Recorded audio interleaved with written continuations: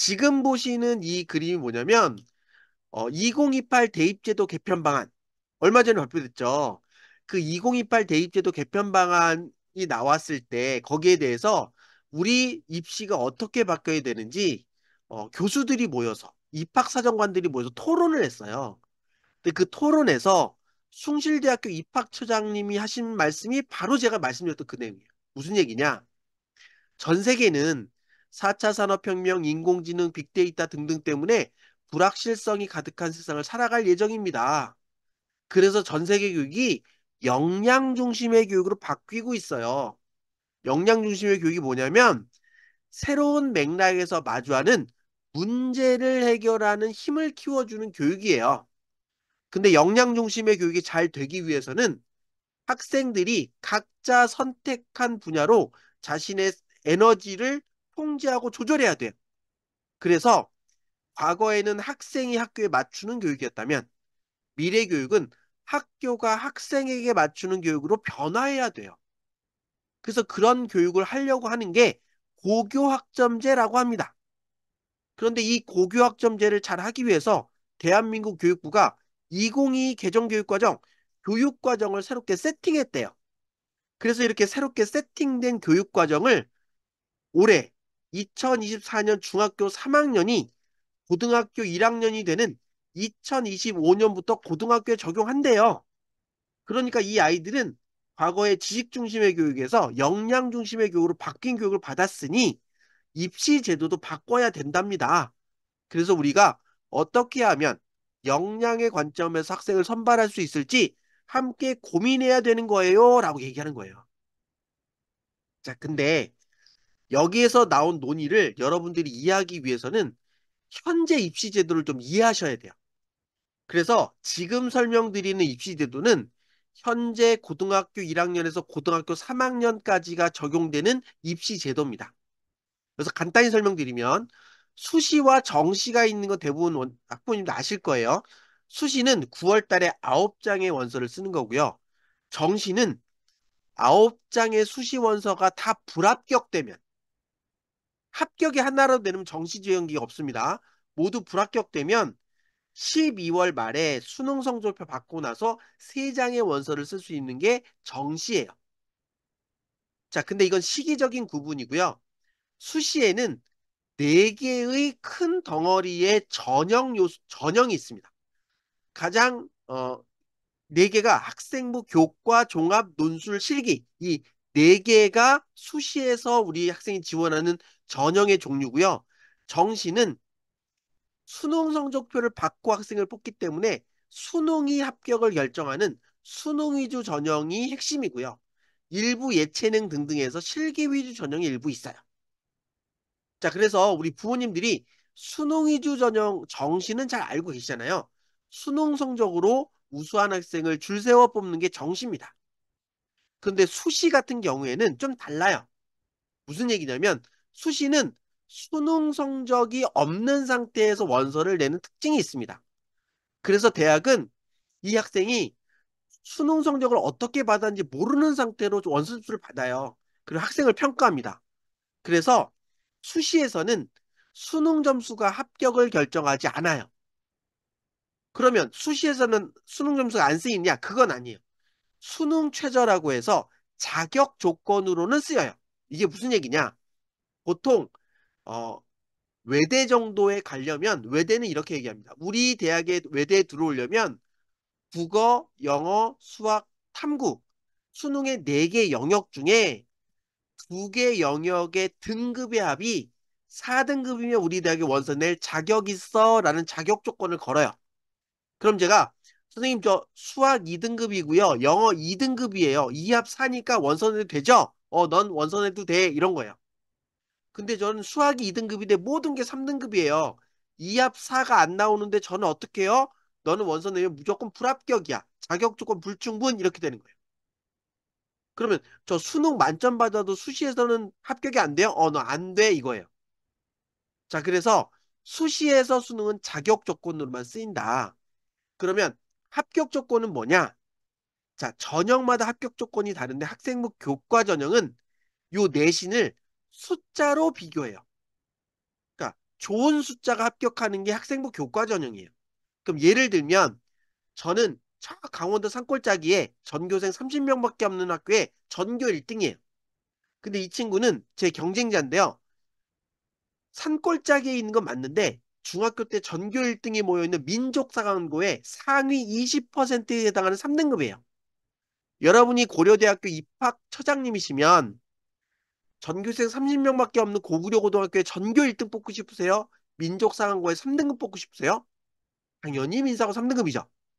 그런데 만약에 제가 학생부 교과 전형의 원서를 냈다면 저는 3년 내내 1등급 단 한 번도 1등급을 놓친 적이 없어요. 그럼 모든 변수에 숫자 1만 들어가잖아요. 그럼 저는 내신이 몇 등급이에요? 1등급. 얘는 3년 내내 3등급, 전 과목 3등급이에요. 얘는 내신 몇 등급이에요? 3등급.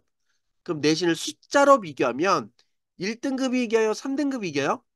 당연히 1등급이 이기죠. 근데 고대는 누구 뽑고 싶었어요? 외대부고 3등급이죠. 근데 실제 대학은 누가 다녀요? 고구려고등학교 1등급이 되잖아요. 이게 학생부 교과 전형의 특징이에요. 무슨 얘기냐?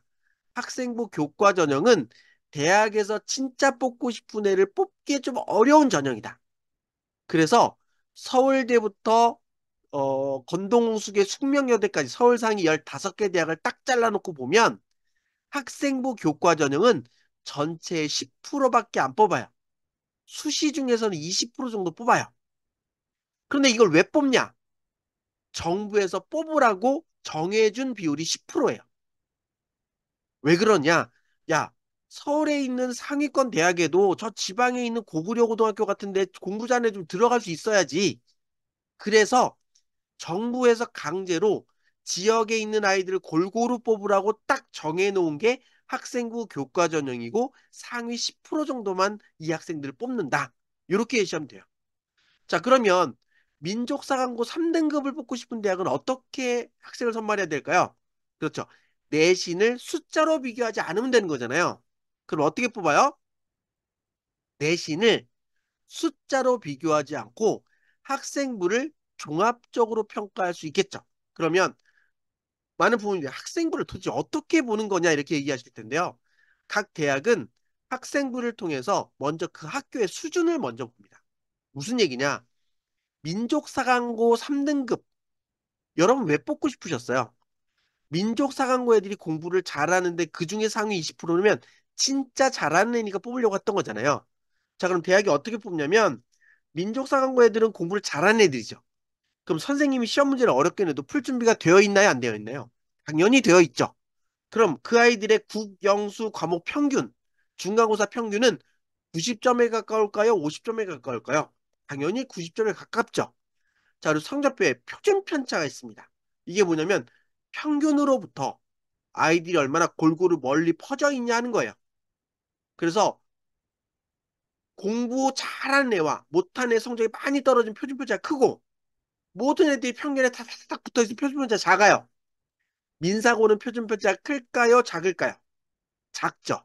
그래서 평균이 높고 표준 편차가 작으면 우수한 아이들이 모여 있는 집단이겠구나를 확인할 수 있습니다.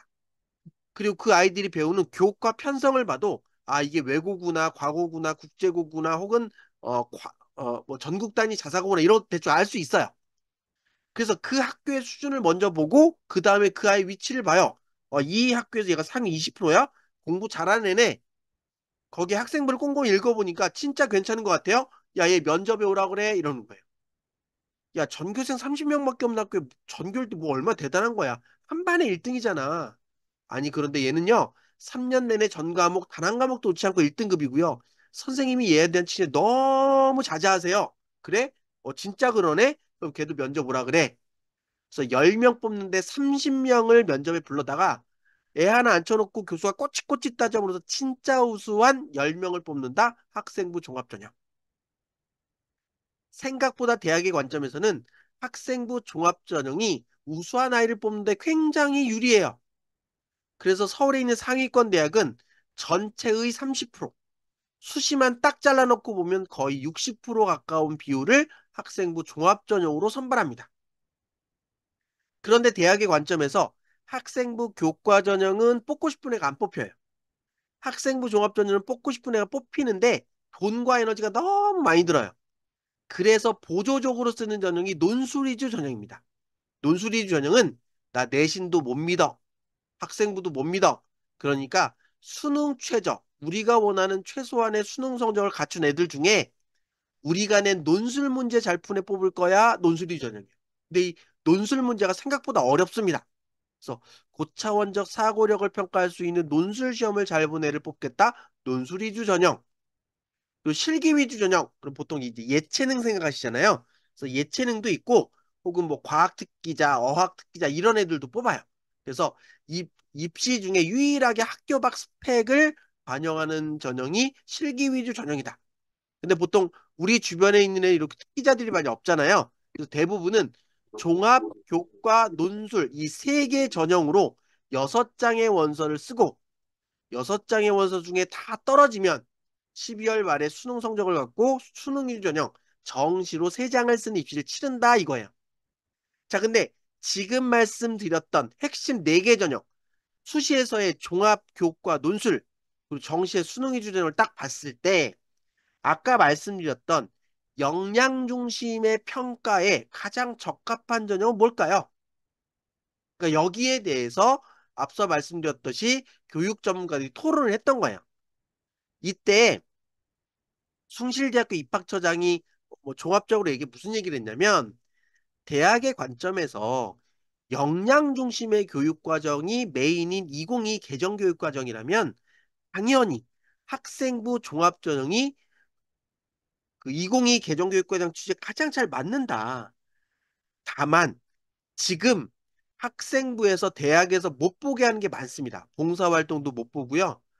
독서활동도 못 보고요. 수상실적도 못 봐요. 그래서 입학사정관들이 웃으면서 하는 얘기가 이런 얘기가 있어요. 우리가 봉사활동을 보지 않는데도 봉사활동을 많이 하는 애가 있다면 걔가 진짜 우수한 애가 아닐까? 뭐 이런 얘기를 하는 거예요. 어쨌든 그래서 대학은 제발 학교생활 기록부에 있는 내용을 다 볼 수 있게 해달라고 정부에 여기서 이 자리에서 얘기를 했습니다. 제발 좀 보여주십시오. 그리고 자기소개서 폐지한 것도 다시 살려주십시오. 자, 그러면 뭐 많은 분들이 뭐 깜깜이 전형이네, 금수저 전형이네 많이 이렇게 얘기하잖아요. 거기에 대해서 대학이 책임지겠습니다. 이런 얘기를 해요. 그러니까 대학에서는 학생부 종합전형이 진짜 우수한 아이를 뽑는데 굉장히 중요한데 여러 가지 제도 때문에 지금 그걸 제대로 활용하지 못하고 있다. 이런 얘기를 해요. 그리고 수능에 대해서도 변화가 필요하다는 얘기를 많이 했습니다.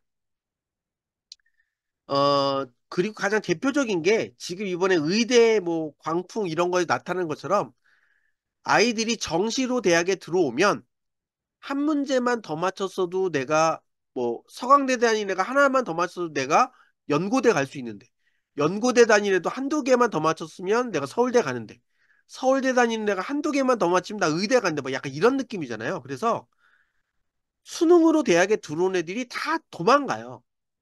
그러니까 대학이 정시를 별로 안 좋아합니다. 거기에 정시로 들어온 애들이 다 반수해서 나가니까 막상 정시로 들어온 애들은 또 재수, 삼수, N수생들이 많이 들어와. 근데 걔네들은 진짜 실력이 우수한 애라기보다는 문제 푸는 거 막 연습해서 들어온 애들이라 막상 대학에서 원하는 수준의 애들도 아니야. 그래서 수능에 대해서도 두 가지 방법으로 제안을 합니다. 하나는 뭐냐면 수능의 중요도를 떨어뜨리자. 그 대신에 기초학습 능력을 평가하는 잣대로만 수능을 쓰자. 그러면 수능을 절대평가로 해도 된다. 뭐 이런 얘기. 그러니까 수능의 중요도를 많이 낮춰라. 대신에 아이들이 학교 안에서 역량을 쌓을 수 있는 노력을 더 많이 할 수 있게 하자. 이게 이제 수능의 중요도를 낮추자는 거의 핵심이고요. 또 하나는 그럼 수능의 관점을 바꾸자. 수능을 진짜 역량 중심의 평가를 할 수 있는 문제로 바꾸자. 그게 뭔데? 서술형, 논술형 수능을 바꾸자. 이런 얘기를 합니다. 그래서 뭐 교수나 입학사정관이나 고등학교 선생님들이나 장학사들이 이런 얘기를 하는 거예요. 그래서 현재 입시 제도를 2022 개정교육 과정에 맞추기 위해서는 수시에서는 학종 중심으로 가는 게 맞을 것 같고 정시도 수능의 어떤 수능의 의미를 좀 바꾸자. 그러면서 무슨 얘기까지 나왔냐면 수시와 정시를 통합해서 12월 말에 수능 보고 나서 그냥 원서를 한 번에 쓰자. 이런 얘기까지 나왔어요. 그러니까 이런 입시 전형의 아주 큰 틀의 어떤 변화에 대해서 이야기를 했던 거죠.